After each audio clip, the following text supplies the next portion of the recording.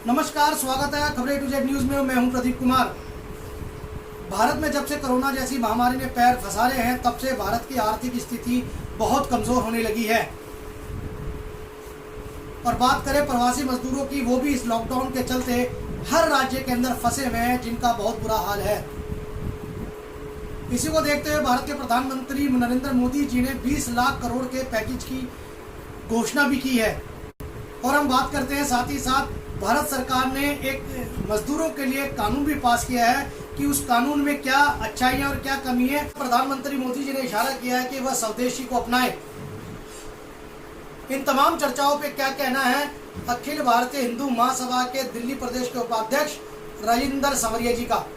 20 लाख करोड़ का राहत पैकेज दे रहे हैं, किस नजर देखते हैं उसको? प्रदीप जी, वैश्विक महामारी कोरोना से पूरा विश्व इस वक्त परेशान है। लगभग विश्व के सभी देश इससे प्रभावित हैं और इसके चलते बहुत सारे लोग, बहुत सारे देश के वर्ग जो है इसे सीधे तौर पर प्रभावित हो रहे हैं। परंतु मैं आपका ध्यान एक वर्ग की तरफ ध्यान दिलाना चाहता हूँ, जो कि मजदूर वर्ग है, श्रमिक वर्ग है।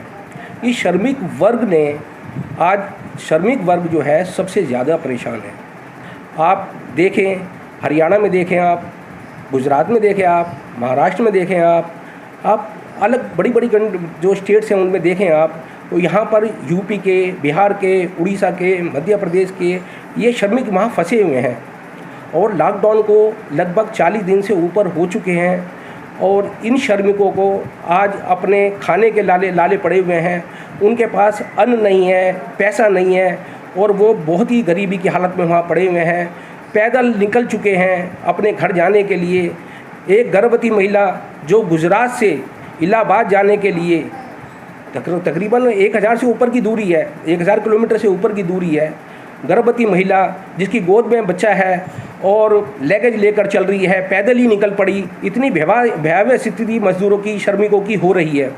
इसके चलते हुए ये जो 20 लाख करोड़ का जो पैकेज प्रधानमंत्री जी का दिया गया है, मैं तो माननीय प्रधानमंत्री जी को पहले तो धन्यवाद देता हूं कि इन्होंने अपने 20 लाख करोड़ का जो पैकेज दिया है उसके लिए बहुत धन्यवाद, बधाई हो उनको।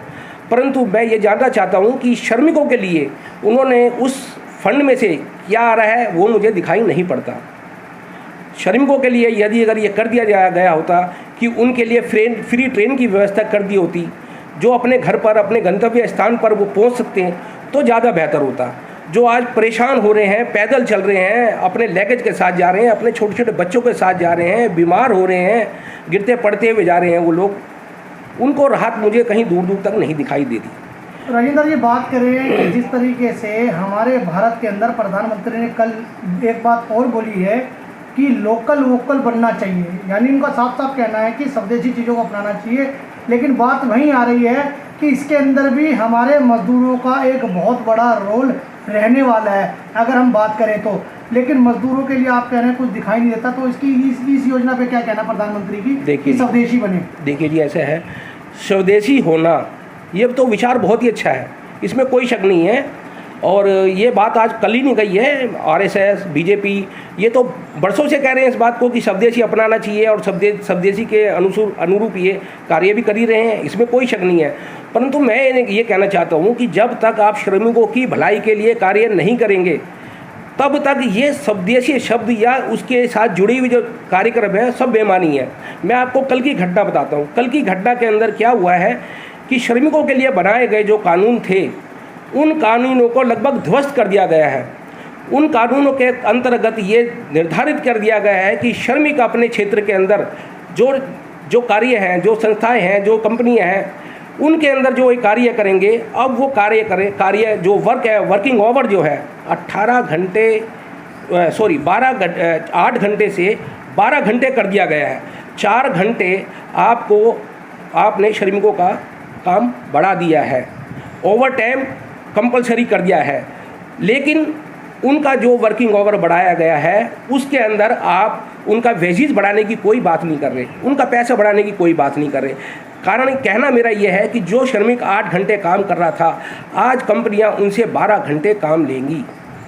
उसके साथ साथ यह भी एक डाल दिया उसके अंदर कि आप उनको जब चाहे उनको निकाल सकते हैं।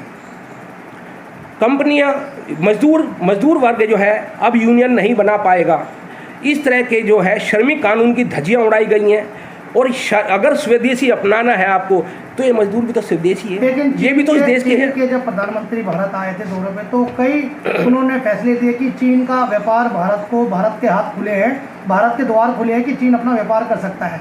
तो उसमें मजदूरों का क्या रोल रहेगा, भारत के मजदूरों का? ऐसा लगता है कि ये जो चीन से जो कंपनियां, विदेशी कंपनियां अब इंडिया की तरफ रुख करेंगी, शायद ये उनके धरातल ही तैयार किया जा रहा है। जो श्रमिकों का कानून ख़त्म किया गया है और उनको बेनिफिट देने के लिए, विदेशी कंपनियों को बेनिफिट देने के लिए मजदूरों के हितों की अनदेखी की जा रही है और इनके वर्किंग आवर बढ़ाए गए हैं। अब इससे आगे भयावह स्थिति ये हो सकती है कि जो मजदूर संगठन है कल वो आंदोलन करेंगे इस देश में। यदि आप उनके वर्किंग आवर बढ़ाएंगे, 8 घंटे से 12 घंटे करेंगे और आप उनको इसका पैसा नहीं देंगे तो निश्चित तौर पर श्रमिक संगठन जो है कल आंदोलन करेंगे, आवाज़ उठाएंगे। उससे देश की अर्थव्यवस्था भी खराब होगी, देश के अंदर अफरा तफरी भी मचेगी। ये सब समस्या यहाँ आने वाली है। मुझे तो ऐसा लगता है आज मजदूरों की स्थिति यह है, वो रोड पर है, अफरा तफरी के अंदर है। वो अभी वो वैसे ही बहुत बड़ी परेशानी में इस चीज़ को नहीं सोच पा रहा, परंतु आगे निश्चित तौर पर इस बात को सोचेगा और जब वो सोचेगा तो ये स्थितियाँ पैदा। तो सुना आपने जो हिंदू महासभा कहती है कि जो स्वदेशी का नारा जो प्रधानमंत्री मोदी जी ने दिया और साथ ही साथ राहत पैकेज की जो बात की है उसका हम स्वागत करते हैं, लेकिन साथ ही साथ प्रधानमंत्री मोदी जी को जनता के लिए कुछ एक ठोस रणनीति बनानी चाहिए। तो देखते रहिए खबरें A to Z न्यूज़ और मुझे दीजिए इजाजत। नमस्कार।